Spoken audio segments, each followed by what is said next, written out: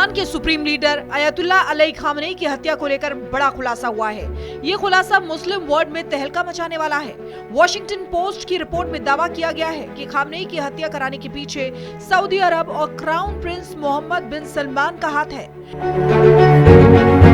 इस रिपोर्ट में कहा गया है कि अमेरिका ने शुरुआत में ईरान पर हमला करने का समर्थन नहीं किया, क्योंकि अमेरिकी खुफिया एजेंसियों के मुताबिक अगले दशक तक ईरान अमेरिका के लिए खतरा नहीं बन पाएगा।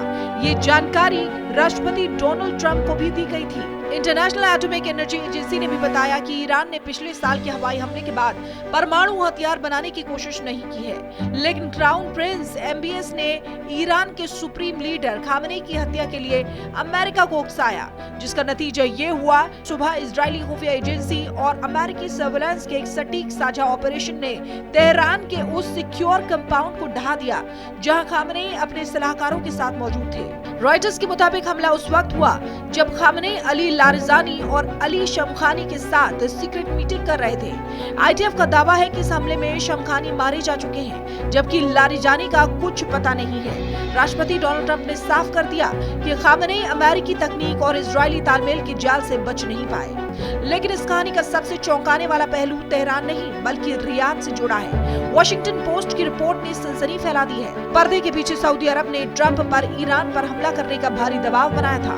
क्राउन प्रिंस मोहम्मद बिन सलमान, जो दुनिया के सामने कूटनीति की बात कर रहे थे, बंद कमरों में ईरान के खात्मे की पैरवी कर रहे थे। सऊदी अरब का ये दोहरा खेल ईरान के साथ दशकों पुरानी दुश्मनी का नतीजा है। जनवरी में खालिद बिन सलमान ने वॉशिंगटन जाकर हमले की बिसात बिछाई थी। ऊपर से कहा गया कि सऊदी एयर स्पेस का इस्तेमाल नहीं होगा, लेकिन अंदर खाने वॉशिंगटन को चेतावनी दी गई कि अगर अब हमला नहीं हुआ तो ईरान को रोकना नामुमकिन होगा। CIA का मानना है कि अब ईरान की कमान IRGC के कट्टरपंथियों के हाथ में जा सकती है। अमेरिका और इजराइल का लक्ष्य सिर्फ एक नेता की मौत नहीं बल्कि ईरान में संपूर्ण सत्ता परिवर्तन है। क्या मध्य पूर्व अब एक महायुद्ध की ओर बढ़ रहा है? सऊदी विश्वासघात और मुस्लिम वर्ल्ड पर इसके संभावित प्रभाव। सऊदी अरब का ये स्टैंड कि एक तरफ वह ईरान से दोस्ती का हाथ बढ़ा रहा था और दूसरी तरफ अमेरिका को हमले के लिए उकसा रहा था, मुस्लिम जगत की राजनीति को पूरी तरह बदल देगा। ईरान, शिया और सऊदी अरब सुन्नी के बीच सदियों पुराना संघर्ष अब चरम पर पहुंच सकता है। मुस्लिम जगत इसे विश्वासघात के रूप में देखेगा। ईरान समर्थक गुट हिजबुल्लाह, हुतियों और इराक के मिलिशिया अब सऊदी अरब को अमेरिका और इजराइल का प्रॉक्सी मानकर उन पर सीधे हमले कर सकते हैं। सऊदी अरब की साख पर संकट। MBS ने पिछले कुछ वर्षों में खुद को एक स्वतंत्र वैश्विक नेता के रूप में पेश किया था। इस खुलासे के बाद कि उन्होंने एक मुस्लिम देश पर हमले के लिए गैर मुस्लिम ताकतों अमेरिका, इजराइल के साथ डील की। मुस्लिम देशों, खासकर तुर्की, कतर और पाकिस्तान के कुछ धड़ों में सऊदी अरब का नेतृत्व कमजोर पड़ सकता है। प्रतिरोध के धड़े, एक्सिस ऑफ रेजिस्टेंस का उग्र होना। खामनेई की मौत के बाद ईरान के अंदर हार्डलाइनर्स यानी कट्टरपंथी सत्ता संभालेंगे।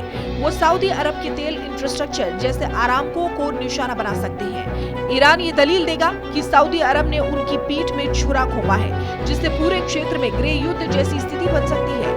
क्षेत्रीय गठबंधनों का टूटना। चीन ने हाल ही में ईरान और सऊदी के बीच जो समझौता कराया था वो पूरी तरह ध्वस्त हो जाएगा। मुस्लिम देश दो गुटों में बंट सकते हैं। Bureau report, Republic Bharat.